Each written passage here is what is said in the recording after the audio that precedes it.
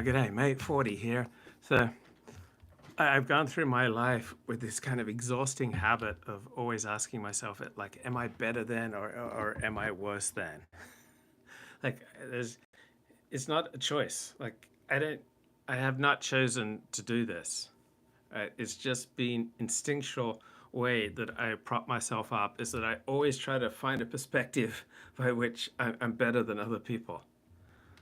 Or like the awful truth will come through that in some ways, maybe in many ways, I am worse than other people. And it's just some kind of ingrained algorithm, right? That's been there since my earliest days. I would think about, do I run faster than someone else? Am I smarter than someone else? Am I better looking than someone else? Is my father more successful than someone else? Do I have more friends? Do I have fewer friends? Am I reading more books? All right, it's just absolutely exhausting. This constant comparison. Okay, I don't make as much money as this person. I don't have as many friends as this person, but at least I'm deeper than this person. I am more ready to grapple with difficult underlying realities, or like at least I see through the BS, man. All right, I see through the nonsense. I know how the world really works, and I get onto YouTube and live streaming, and it seems like almost all live stream is just like this.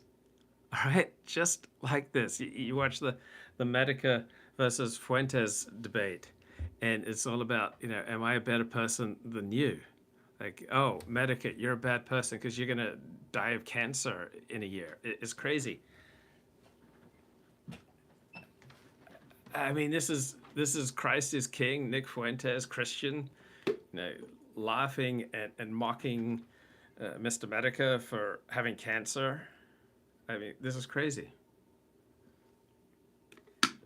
What office chair is this? Yeah, who's gayer than the other person? I don't know. I've had this office chair for 20 years. I bought it from a friend who's in the air conditioning business, and it's very comfortable, very functional. It's worked really well for me for 20 years. So I normally use a standing desk, probably 50, 60% of the time I use a standing desk. But when I sit down, I sit on this office chair. Ta-da!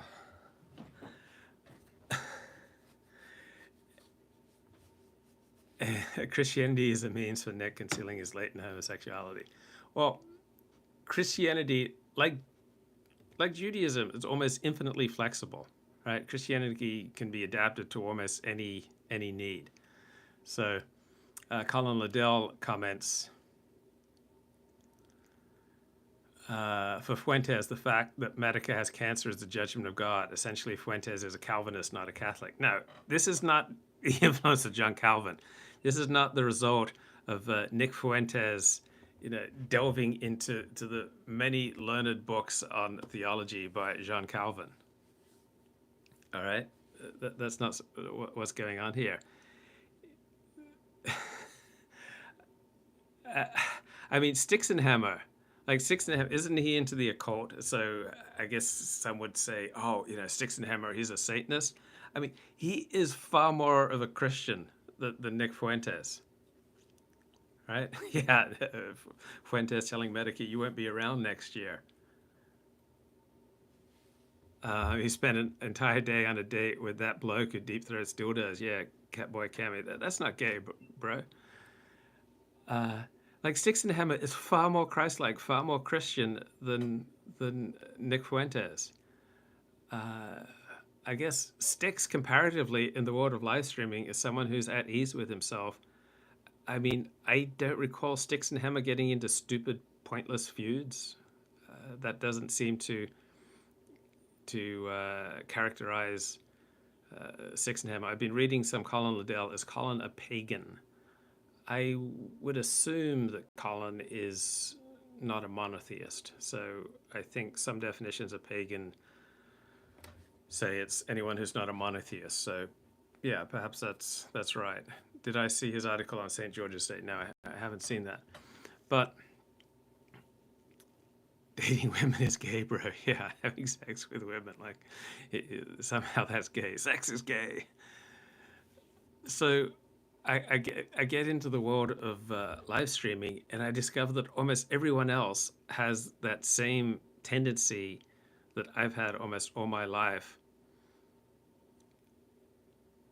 And but it's out there. It's not just like a voice in the head. It's just out there. Like you get debates between live streamers, and it all boils down to who's better than who, and people are comparing themselves on the most trivial measures, like I can deadlift this amount of weight, or I'm in this level of health. Like the level of health that you're in is likely not a moral reflection on you. Right? It's largely a matter of your genetics and then your early environment. So there is a degree to which eating right and exercise can have a positive effect on your health, but overall, your health is not primarily a credit or a discredit to you. Like plenty of good people have died with cancer at age 5. Like that 5-year-old who dies of cancer, he's a bad person. The 11-year-old who dies of cancer, the 15-year-old. My mother died of cancer at 39. Like getting cancer is not a sign that you're a bad person. And I was watching some Kino Casino, and they're making fun of JF because he's got some kind of growth up here on the top of his nose, and they're all speculating that JF has cancer, and it's because he drinks so much Diet Pepsi. I don't think we have any evidence that growth is cancer, and 2, even if it is cancerous, that doesn't mean that JF's a bad person. So in the world of live streaming, I'm just struck by how that internal voice in my head is like always kind of looking for an angle, looking for a perspective by which I can shore up my own fragile sense of self by trying to find some perspective whereby I'm better than other people. And it's the dominant modus operandi among live streamers. It's like, I get 1,200 live viewers, I'm better than you. You only get 200 live viewers, right? It's a lot easier to get live viewers when you're telling people what they want to hear, and you're giving people the drama, and you're feeding, say, people's worst instincts. Yeah, it's very possible to get a ton of live viewers. On the other hand, it's very possible to do a stream with only 4 live viewers, and it absolutely sucks too. But either way, if you do a better live stream than someone else, it doesn't make you a better person. And so the same insecurity, right? What type of person is... I should apologize for hating... I just don't get any benefit from Curtis Yarvin. So I don't hate Curtis Yarvin. If he's friends with Steve Saylor, that says something good about Curtis Yarvin. I don't think you didn't... I've just never gotten any benefit, so it's not a global summary of the net worth of Curtis Yarvin's thought. It's just that to the extent that I've engaged with it, the extent that I've read it, and the extent that I've listened to him talk, I've just never received benefit. So I'm sure there are some things he says that are of use. I have yet to encounter any benefit from it. But I guess the same sort of insecurity that leads someone like me for most of my life to constantly be comparing myself to other people and trying to figure out ways that I'm better than or worse than. I guess that I don't know if it's personal distaste. I just haven't received benefit. It's not. Yeah, he doesn't get to the point. He rambles. He seems to have an exaggerated sense. He's self-educated in political philosophy, and the self-taught, there are some advantages. You can be iconoclastic, but there are a lot of other disadvantages. You don't know what you don't know. You don't really have much real-world comparison with other people who are similarly into political philosophy as yourself. So the self-taught, the self-educated often have a vastly exaggerated sense of their own learning and their own contributions, and they're much more likely to think, I've got this innovative perspective that's never been thought before. Well, when you have more broader based education around other people, then you get a better sense of your own level. Have I watched any of Alternative Hypothesis material? Yeah, I've watched some old hype. It's a mixed bag. It seems overly emotional. It seems hyper emotional. Uh, you never know. It's like just, he's flowing on vast rivers of emotion. So I instinctively don't trust anything that old hype says. So I'm open that sometimes he'll contribute with something. Yeah, yeah. I think Curtis Yarvin has some good insights, and and I think that old hype had some good insights at times. It's just that I've heard so much useless things from both of them. I've watched Old Hype, and he comes across as very empirical and very fact driven, but underneath is just this sea tide of emotion that makes him incredibly untrustworthy. Yeah, yeah. Old Hype comes to some kind of conclusion, and then does a lot of data driven research for it. But yeah, I find him untrustworthy. So yeah, at times he says something useful. Plenty of times he says something useful, and he does come across very data. Many people come across very data driven, but when you look at what they give me an example when his video just going off on Jews. I think that's Old Hype's video just going off on Jews just seemed to me utterly bizarre, and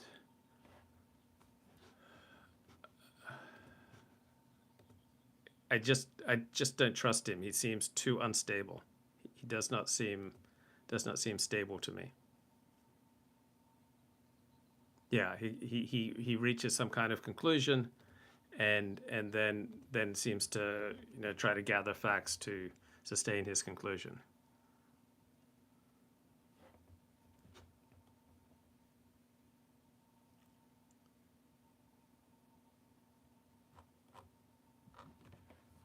So the thing is, I admire a fairly solid, like even keeled emotional people like Steve Saylor, right? Uh, he he's like the opposite of old hype. He's not, or Andrew Sullivan. Okay, Andrew Sullivan again is incredibly flighty. All right, Andrew Sullivan just gets carried away by his emotions one way or another. So I've I've been afflicted all my life with this insane need to just continually compare myself to others, and it's not something I voluntarily choose. Like have not chosen this torment, right? I've not chosen this ridiculous way to go through life where I'm just constantly trying to compare myself to others and then try to shore up my sense of self because from this one perspective I'm better than others. Then I get online to live streamers, and it's dominated by people like me. It's just dominated by people thinking every possible way that they are better than others. So those who do live streams with 4 people watching is like, oh yeah, but I'm giving the high quality content, and then those who do live streams with 2,000 people watching is like, yeah, that's because I'm a much better person. And if someone has health problems or marital problems or financial problems or alcohol problems, this is a new opportunity to put people down. And so I guess it makes sense that people who have no core, right? That's what it means when you're just constantly comparing yourself to others. You have no core, right? You lack a firm foundation in reality. You don't really know who you are, and to the extent that you do know who you are, you don't like who you are. That explains why one is just constantly driven to compare oneself with others and try to find like a favorable angle by which somehow you are better. And then you always get, I would always get these horrifying flashes of reality that I was not just not better than those around me, I was like way behind them. So in my 20s, it was easy for me to feel like, I was staying out with my peers. But by my late 30s, like almost all my peers were far excelling me in the traditional matters of getting married and having kids and buying a home and achieving professional success. And so as I got into my 40s, I increasingly saw like the delusional nature of my own need to be a hero. I remember Paul Cowan, he directed a documentary in which I was one of the main characters called Give Me Your Soul. It came out in year 2000. And he noted that like Luke had this desperate need to be a hero. And so if one has a desperate need to be a hero, that usually indicates you're not at ease with yourself. So what type of people put a lot of effort into live streaming, right? It's generally people who have a desperate need to be a hero. People with a desperate need to be a hero are not emotionally stable.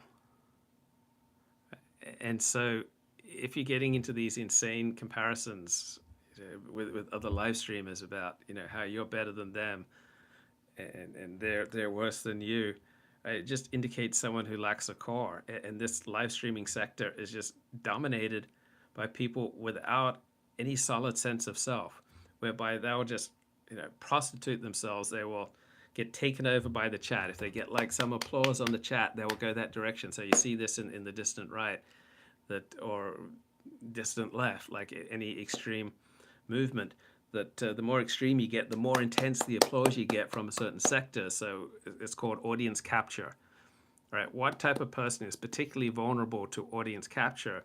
Person who lacks a sense of self, lacks a core identity, and then like a plant grows towards the sun, the live streamer just grows towards the audience and goes to where the applause is. And so do you think Jerry Springer wanted to become Jerry Springer? He was mayor of Cincinnati. He was someone who was intent on having a conventionally successful career. Then he got caught soliciting a prostitute. He got arrested, and then he became incredibly successful doing trash TV shows. And do you think Jerry Springer really wanted to be known for creating trash TV shows? No, he didn't. He's actually a thoughtful, intelligent guy, but he got captured by the success that he achieved turning out trash. And so he gravitated towards that realm that gave him applause and that gave him money and gave him status. We all naturally tend to spend our time doing that which will make us feel most important, right? After we pay the bills and meet our most pressing obligations, we all naturally, the secure, the insecure, naturally tend towards those activities in which we will feel most important. So some people will spend, a lot of time at the gym working out, and other people will spend time live streaming, and other people will spend time in Torah classes. And when they're in Torah class, they will ask questions, so to speak, to just try to show that they know the material better than everyone else, that they're smarter than everyone else, that they can pierce through the BS better than everyone else. That's what people would notice about me when I would go to Torah classes, that I'd always have to raise my hand and try to show off that I was smarter than everyone else. I remember in political science class in college, this girl said to me, I never understand the questions that you're asking, because I was just trying to show off that I was smarter than everyone else. And that's what you do when you weren't loved as a kid, right? When you weren't secure.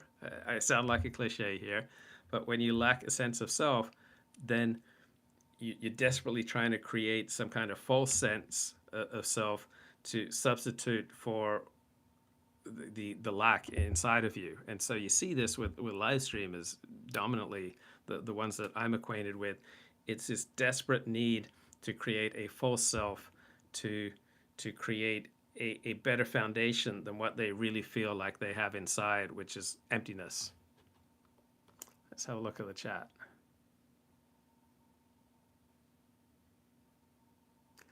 My mom always told me there's always going to be someone better. Yeah, there is always going to be someone better.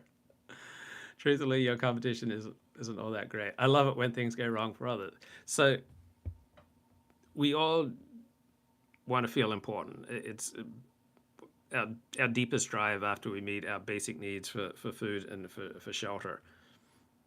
But the intensity of that drive, like that drive, like the sex drive, all right, totally normal, natural, and healthy. But when it gets warped, when it gets out of proportion so that it becomes maladaptive, so if in my desperate need to feel important, I start saying things on here, or having guests on here, or creating shows on here that are against my self interest, that injure my real life, that make me a less happy person, that make me less functional in reality, then I'm allowing my need to or desire to feel important to overwhelm my best interests. Then that natural, normal, healthy desire has become warped. So, wanting to have sex, normal, natural, and healthy. But if in your pursuit of sex, you beggar yourself, you destroy your reputation, you you get arrested, you get nasty diseases, you exacerbate your own feelings of low self-esteem, you hurt other people, then that normal, natural, and healthy desire for sex is become warped. And so the desire to feel important, normal, natural, and healthy, but if you pursue it in a way that's maladaptive, all right, then it's become warped. And so I guess it's obvious live streamers, generally speaking, are people who lack self-esteem and are trying to create this new self online to shore up the emptiness that they feel inside. And so it's normal, natural, and healthy to try to do that. But if in creating this new persona online, creating this new self, or going to where you get this feeling of importance, you act in a way that is against your best interest. You start saying things here that damage your relationships with your family, with your friends, with your community, with your profession, with your educational institution, then that desire to feel important has become warped, and your live streaming has become maladaptive to your best interests. So you'll notice a fairly dramatic change in the way I've been live streaming since the Saturday night Jim Goad massacre, when I had perhaps my highest view count ever, but I didn't like that blood sports quality. I didn't like the repercussions, dealing with them for days afterwards, the complaints and the anger and the vituperation, and people wanting to get revenge on me. And it's like, that went really low. I'm not sure I want to go in this direction anymore. And I started shifting the direction of what I do online. Do I feel like having kids and being married is a real accomplishment? Yes, generally speaking, all things being equal, I think it's a real accomplishment. I love when things go wrong for others, and I hate that my self-worth operates this way. Yeah, so live streamers who go on a show and say ridiculous things like, you're going to be dead in a year from cancer, and this shows that you're an inferior person to me, right? No normal, sane person chooses to operate and to speak that way. It's obviously maladaptive, right? You wish that you didn't get such a high from other people getting into trouble, but that's the way your algorithm works. And there are some advantages to that. You could be like a first responder.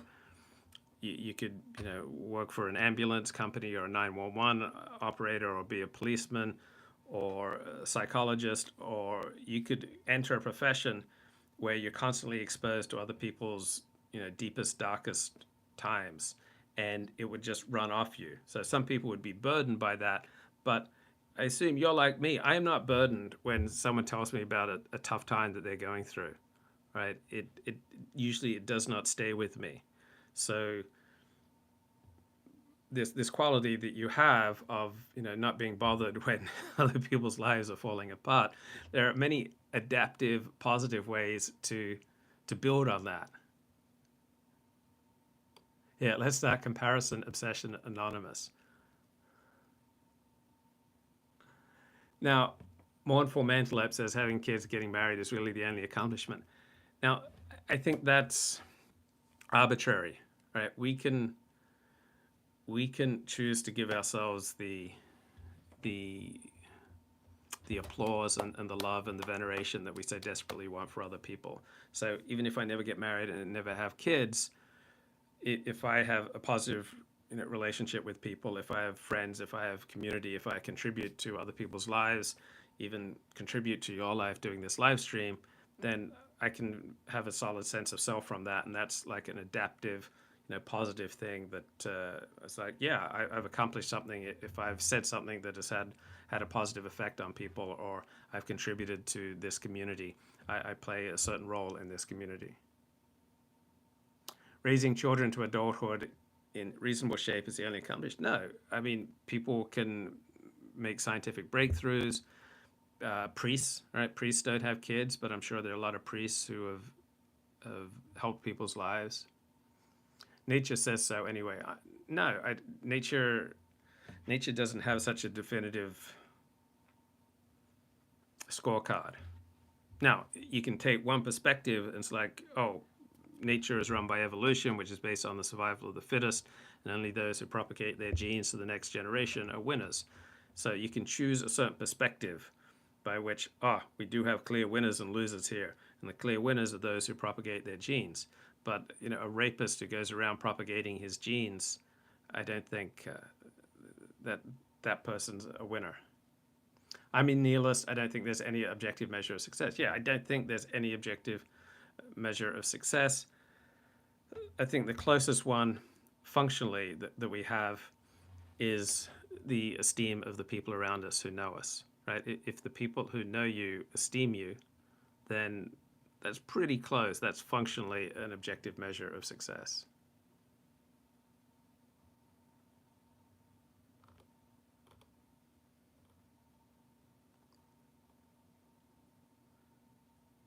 I thought Jerry Springer was mayor after the show. No, he was mayor of Cincinnati before the show.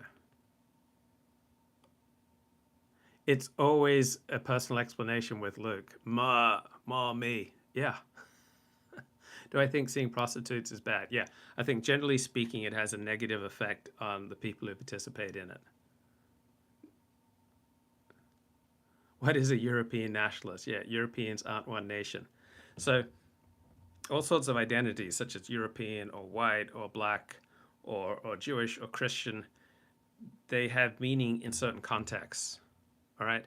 So if you're the only white person on the bus, then being white may have a meaning that it wouldn't otherwise have for you.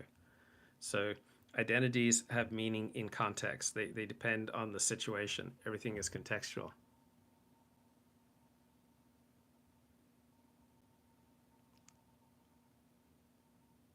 Can we get a recap of the Jim Goad stream? Oh, so in December 2018, I was doing this very thoughtful live stream on what counts for legitimate debate. And the only grounds for a legitimate debate is to argue over facts or logic, right? You can argue over someone's facts, you can argue over someone's logic, and that's the only legitimate grounds for debate. If you move outside of facts and logic, you're engaging in essentially illegitimate discourse, right? If the setting is a debate, if you're arguing with someone, there are only two grounds to hold an argument: over someone's facts and over someone's logic. So I was doing this highbrow stream on debate, and then Jim Goad joined, and then when Jim Goad joined, then some other people joined. Nick Fuentes was on the stream, Baked Alaska, Beardson, who's that guy who streams with Beardson quite a lot.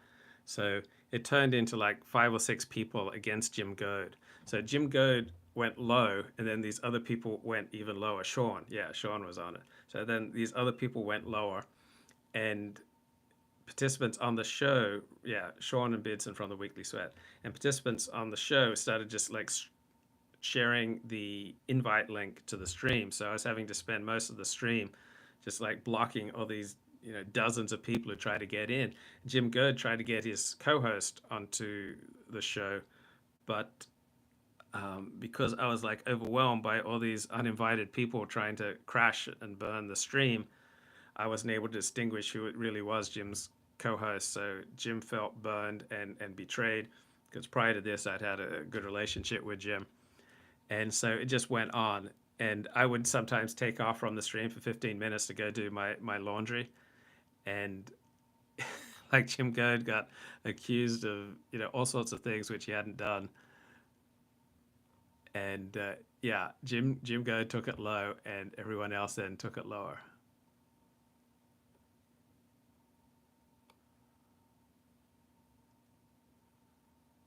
Do I believe that stoning is the appropriate punishment for witchcraft?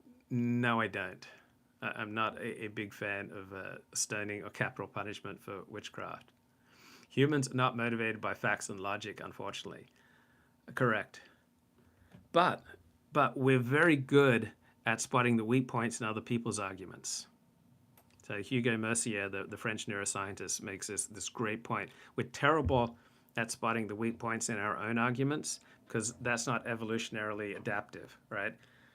We do better when we're filled with confidence, right? So we have evolved to feel good about our own opinions, our own perspectives, about our own approach to things, and so we are not evolved to be able to think critically about our own opinions. But we are well evolved to be able to understand and critique other people's opinions in case they're trying to manipulate us, take advantage of us, screw us over, or send us in a direction that's not good for us. So we're great at critiquing other people. We tend to be terrible at critiquing ourselves. That's why we think much more logically when we think in a social way, when we think as a group. All right, so my thinking has become much sharper from doing these live streams because people would come up with points and rejoinders and arguments and attack my facts and my logic and reveal all sorts of weak points in my own thinking that I would never have seen. So in many ways, we think best as a group, right? And so our conventional nature of thinking and of the intellectual is someone like sitting alone and pondering.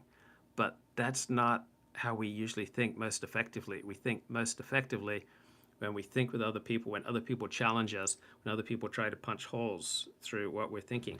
And if I'm thinking socially, as I do on these live streams, I am highly motivated to read more books, right? I read more books, I engage with more intellectual lectures and podcasts because I'm motivated to buttress my presentations on this stream.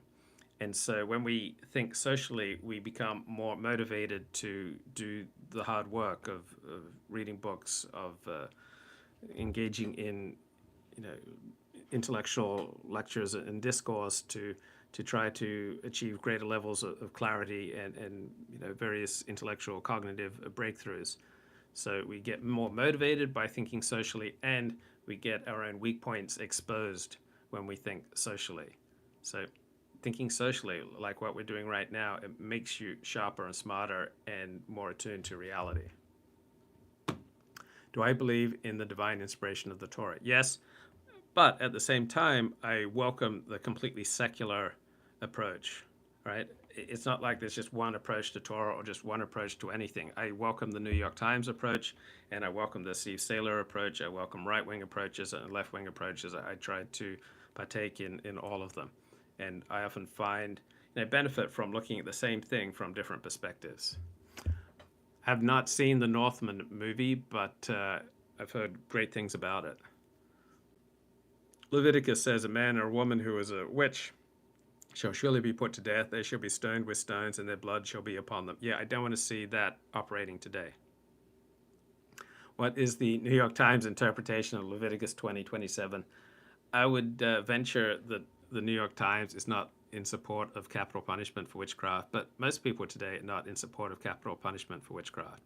And you can believe that God gave that commandment 3,200 years ago and simultaneously believe that it is not operative today.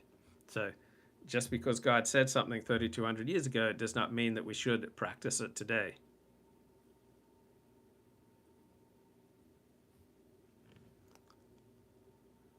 I think you could make up with Jim. I like Jim Code. I'm sure I could.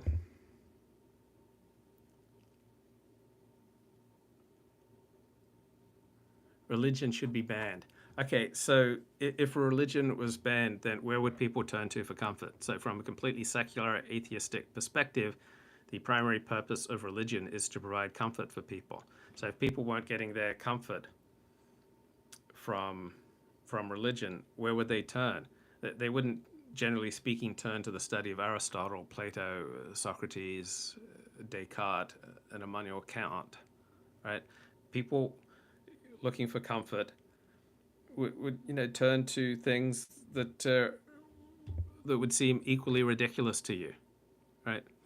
in our increasingly individualized, atomized world that is increasingly rationalized and bureaucratized and incentivized to go along rational economic means, the world is steadily every year drained of magic and mystery. And as people become increasingly attenuated in their relationships with other people, the more desperate their need for comfort. So you take away religion as people's primary source of comfort, then what are they going to turn to? They're going to turn to crystals and to all sorts of woohoo thinking and things that would seem equally ridiculous to you as religion. So people need comfort. That's from a secular perspective the primary reason that they turn to religion. And so if you take away religion, they're just going to seek out things that you would find equally ridiculous. Few people use religion as a cope. Well, I'm not sure that's true. Look at Europe. People have found comfort outside of religion. That's true. Like, there was a lot of talk that the world would, essentially come to an end if people gave up religion. People gave up their belief in hell. They would just become, amoral, immoral, horrible people. And that has not happened in Europe, right?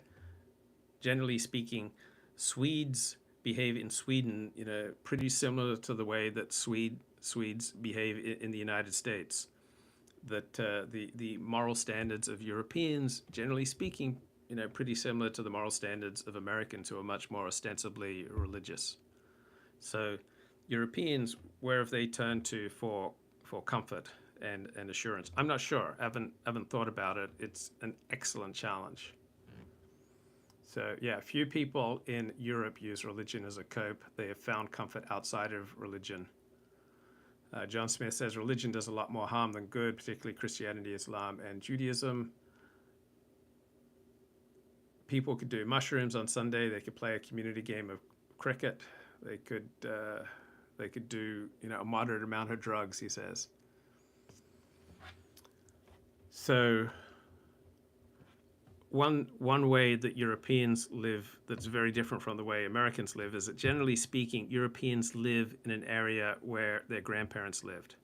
Right? So generally speaking, Europeans tend to have traditional ties of family and community that Americans do not. That Americans tend to be much more mobile. And when Americans embrace a religion, it gives them the patina, an ersatz version of the traditional ties of Europe.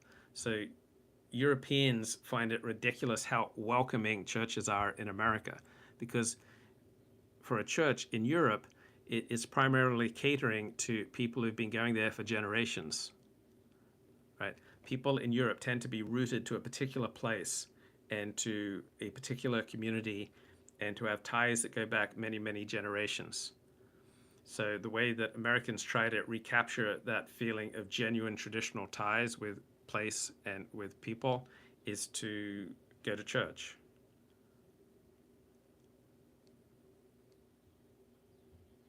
Religion gives people moral values to follow. Yes, so religion can have a morally elevating effect on people. So particularly in an atomized, bureaucratized, capitalist, semi-capitalist system like the United States, religion is a way of giving a sense of the traditional values that Europeans have, of that traditional tie to community, right?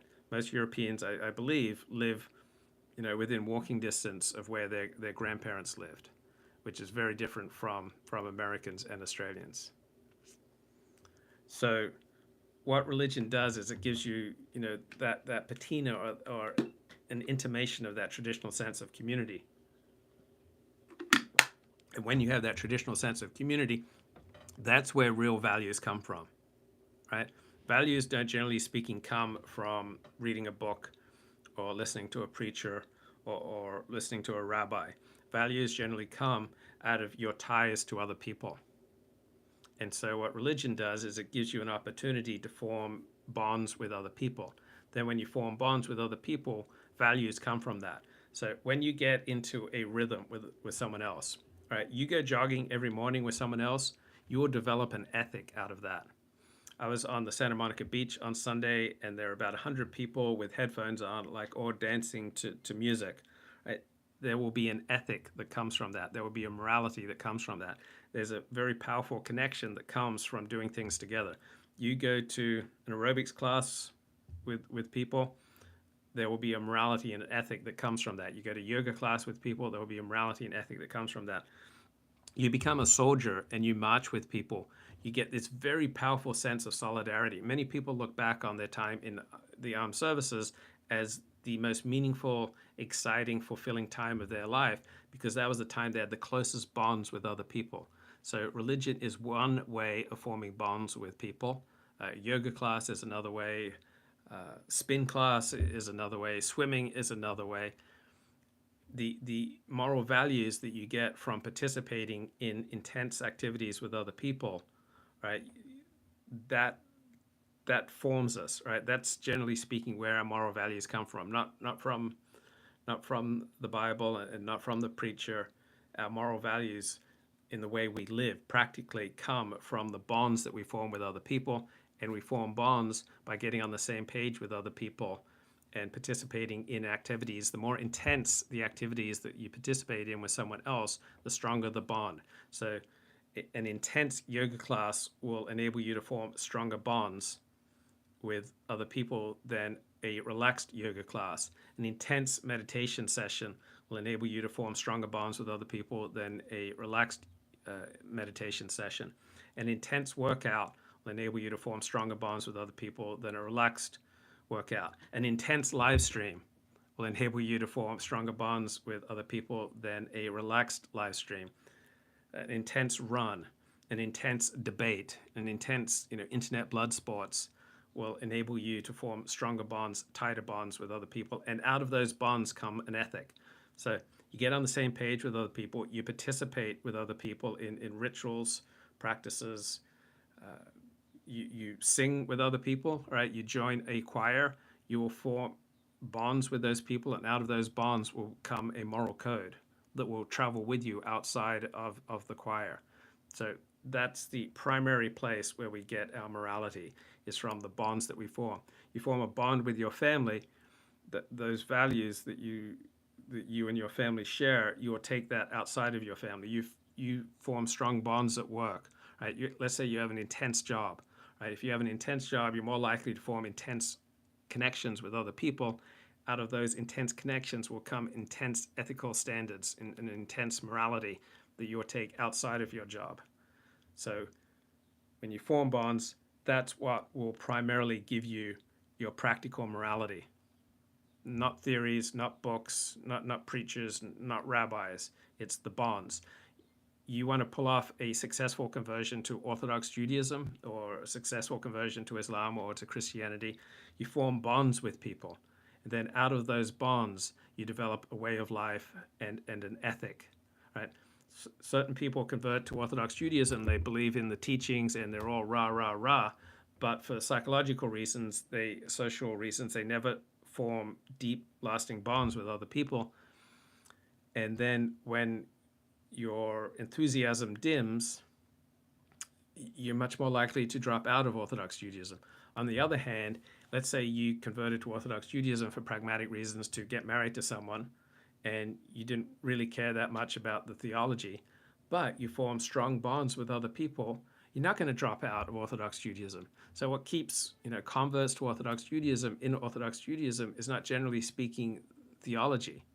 What keeps converts in a high intensity, high demanding religion is the intensity of the bonds that they form with other people. You don't form those bonds, you'll drop out. So some people convert to Orthodox Judaism to get married, and they may stay married as long as the kids are in the house, and then as soon as the kids are 18 and out of the house, they may completely turn their back on Orthodox Judaism and go their own way because they don't have enough significant relationships in Orthodox Judaism to keep them there. Or other people who are born Jewish, born into Orthodox Judaism, get married to another Orthodox Jew, have kids, raise kids in Orthodox Judaism, but they don't necessarily believe in almost any of it. But they have bonds to people, and they want like a container to raise kids in, like a safe space to raise kids in, to shelter their kids from reality. So they maintain a commitment to Orthodox Judaism for as long as the kids are in the house, and then once the kids are 18 and off to college, then couples get divorced. Couples drop the Orthodox Jewish commitment. Do women ever convert to Orthodox Judaism to find a husband?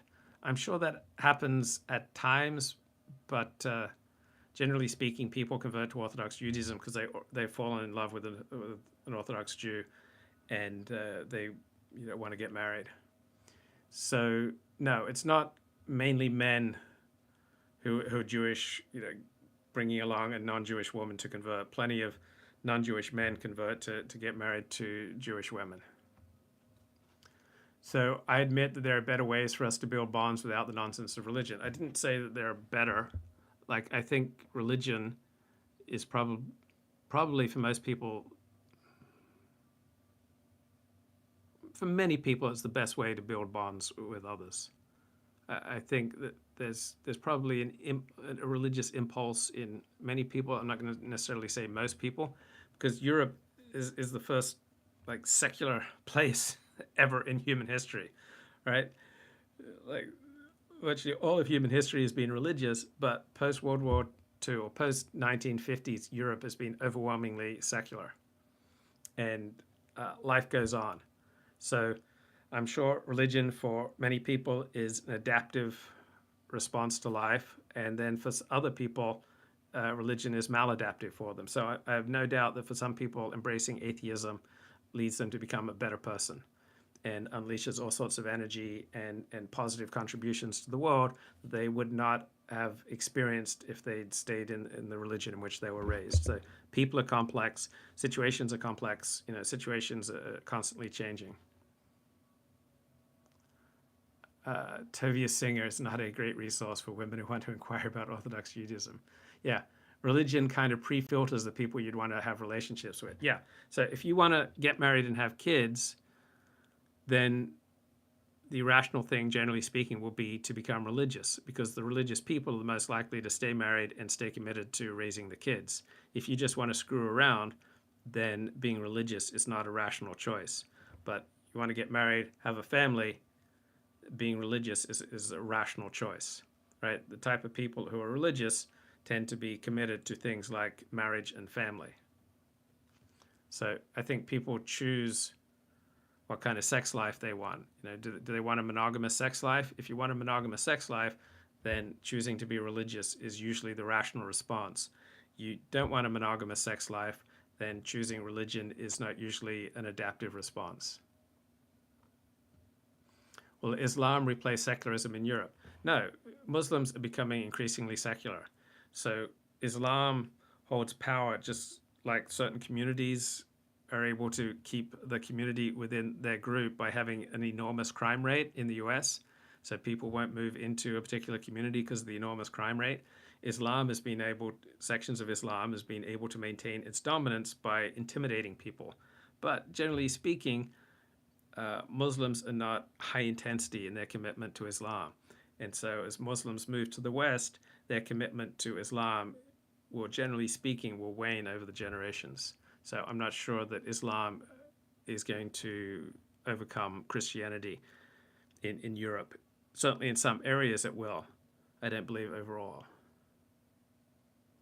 Imagine having an atheist wife that is pro-abortion or pro-gay.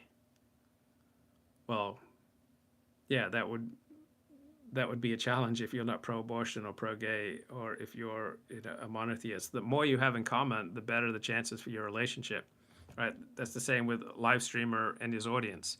Same with people who are married, friends. The more you have in common, the more likely you are to stay connected.